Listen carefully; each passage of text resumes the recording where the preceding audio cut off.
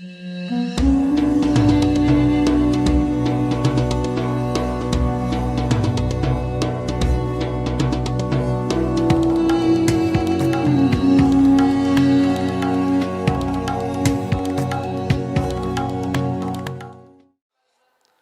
kejujuran ini sangat penting. Kejujuran ini yang pertama, ikhlas ketika berdoa. Sungguh-sungguh, mungkin selama ini kita belum Allah kabulkan. Kita belum bisa naik haji. Kita belum hafal Quran. Karena kita belum jujur dalam berdoa pada Allah. Maka ketika berdoa jujur. Saya tidak jauh-jauh kisah saya sendiri, Bu. Saat itu saya mengatakan orang tua saya, umroh. Lalu di mobil saya katakan, ya Allah, keluarga saya semua sudah. Saya katakan, ya Allah, saya ingin. Dengan nangis, Bu, sedikit. Keluar air mata, ya Allah, saya ingin. Allah kabulkan 3 bulan kemudian saya berangkat umroh. Kalau Anda ingin berangkat umroh, jujur sama Allah. Minta sama Allah. Yang kedua, kenapa doa kita tidak dikabul? Tadi tidak ikhlas. Yang kedua adalah harta, pakaian, makanan dari yang haram.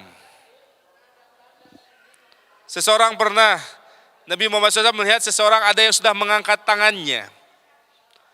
Dia mengatakan, ya Allah, ya Rob, ya Rob. Dia sedang keadaan safar.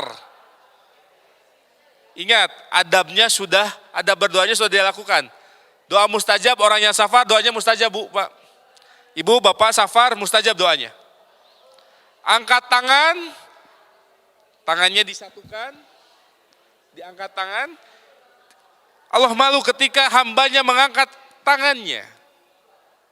Dan mengatakan nama yang terbaik, ya Rob, ya Rob. Ya Allah, ya Allah. Berdoa dengan nama-nama Allah. Tapi apa kata Nabi? Bagaimana doanya bisa dikabul? Kalau pakaiannya haram, makanannya haram, minumannya haram. Kalau kita andaikan doa kita belum dikabul, bisa jadi ada yang masuk pada diri kita yang haram. 2 yang menyebabkan banyaknya masuk neraka. Di antara 2 pahanya dan di antara 2 rahangnya. Di antara 2 pahanya kemaluannya dan di antara 2 rahangnya lisannya, mulutnya. Sebagian ulama menjelaskan di antara 2 rahang bukan sekedar dia lisan. Tapi apa yang dimasukkan ke dalam mulutnya banyak yang menyebabkan masuk neraka. Maka hati-hati ketika mencari pekerjaan. Jangan sampai pekerjaan kita ada pekerjaan yang berkaitan dengan haram. Ingat, Islam ini sumulia. Keseluruhan, Pak, Bu. Kita beribadah, wa ma khalaqtul jinna wal insa illa liya'budun, buat laki-laki. Semua hidup kita adalah beribadah, buat perempuan sama. Buat laki-laki ketika bekerja adalah ibadah. Sayang Bapak kalau bekerjanya tidak ibadah. 8 jam sehari. Usia kita 60 tahun. Berarti 20 jam, 20 tahun kita tidak ibadah. Bagaimana bekerja kita ibadah? Keluarnya berdoa. Setelah berdoa, azan berkumandang, berhenti. Sholat. Kenapa Allah yang menyuruh kita sholat di awal waktu? Amalan yang paling dicintai Allah adalah sholat di awal waktu. Berhenti, sholat dulu. Dalam bekerjanya tidak ada yang Allah haramkan. Tidak mungkin orang mengatakan saya bekerjanya karena Allah, Ustaz, tapi bekerja di ribawi. Tidak. Saya bekerjanya karena Allah, Ustaz, tapi bekerja yang jual minuman keras. Tidak mungkin seperti itu. Saya bekerjanya karena Allah, Ustaz, tapi korupsi. Tidak. Orang yang bekerjanya karena Allah, dia bekerja, dia pikirkan dari mana dia dapatkan harta ini. Ingat, Bu, Pak, yang sukses itu bukan yang bekerja keluar pagi, pulang jam 5 dapat 10 juta, bukan. Bukannya seperti itu yang sukses. Bahkan ada orang yang sukses, keluar pagi, dia jualan, tidak satu pun laku, tapi dia sukses. Kenapa? Ketika dia jualan, dia jujur. Adzan berkumandang, dia sholat. Ternyata hari itu Allah takdirkan dia tidak laku satu pun jualannya. Tapi yang tadi bangun, keluar jam 8, pulang jam 5 dapat 10 juta, dia tidak jujur ketika jualannya. Sholat dia lalai-layakan, bahkan ada yang tidak sholat. Sukses itu bukan seorang laki-laki yang dapat 10 juta sehari, bukan. Prosesnya betul, karena Allah tidak melihat hasil. Tidak, prosesnya yang betul. Bukankah seorang laki-laki yang berjuang mencari nafkah untuk kemuliaan dirinya agar tidak meminta-minta, fisabilillah. Seorang laki-laki yang berjuang, bekerja untuk memenuhi hak anak istrinya, fisabilillah. Seorang laki-laki yang bekerja untuk keperluan ibunya, fisabilillah. Tapi harus bekerjanya karena Allah. Keluarnya berdoa, dalam pekerjaannya tidak ada yang Allah haramkan. Pulang ke rumah dia berikan pada anak dan istrinya dengan yang halal. Itu yang kedua, doa tidak dikabul gara-gara harta, pakaiannya, makanannya haram. Dan jangan pernah menganggap remeh. Di sebuah hadis, seseorang yang memakan makanan haram, lalu dia jadi daging. Makanan itu jadi daging, maka nerakalah yang layak membakarnya. Termasuk tadi orang yang berpedagang yang kadzub, berdusta. Sebuah hadis 6 golongan yang masuk neraka tanpa hisab. Salah satunya adalah pedagang yang berdusta. Jadi kadang di kita mah sangat mudah orang yang berdusta. Demi Allah ya modalnya 20.000. Padahal 15.000. Sayang cuma 5.000, na'udzubillah, masuk neraka tanpa hisab. Maka diperkirakan apa yang dimasukkan ke dalam mulut kita, yang dipakaikan sama kita, anak kita harus yang halal. Dan efek dari yang haram, buat anak-anak kita lihat susah soleh. Ada penelitian lalu menjelaskan dengan berbagai riwayat. Salah satu asar bekas dari harta yang haram itu, buat orang tuanya, anaknya diberikan harta yang haram, lihat anaknya. Susah soleh. Berikanlah yang halal. Kita lanjut.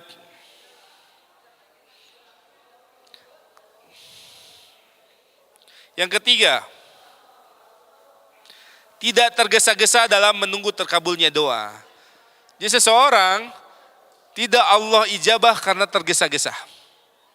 Banyak orang mengatakan, Ustaz, saya sudah berdoa pengen umroh, tapi tidak dikabul-kabul, belum umroh. Nah itu ya tergesa-gesa. Kisah yang tadi saya sebutkan, seorang pemuda yang 4 tahun berdoa. Dia 4 tahun berdoa. Jadi tidak tergesa-gesa dalam berdoa. Hadis dari Abu Hurairah radhiyallahu anhu, Rasulullah SAW bersabda, akan dikabulkan permintaan seseorang di antara kamu selagi tidak tergesa-gesa. Yaitu yang mengatakan, saya telah berdoa tetapi belum dikabulkan. Sahih riwayat Bukhari. Andaikan kita mengatakan, aduh nah doa teh belum dikabulkan, itu tergesa-gesa. Jadi jangan sampai mengatakan seperti itu. Dan ingat, terkabulnya doa bukan seperti yang kita inginkan.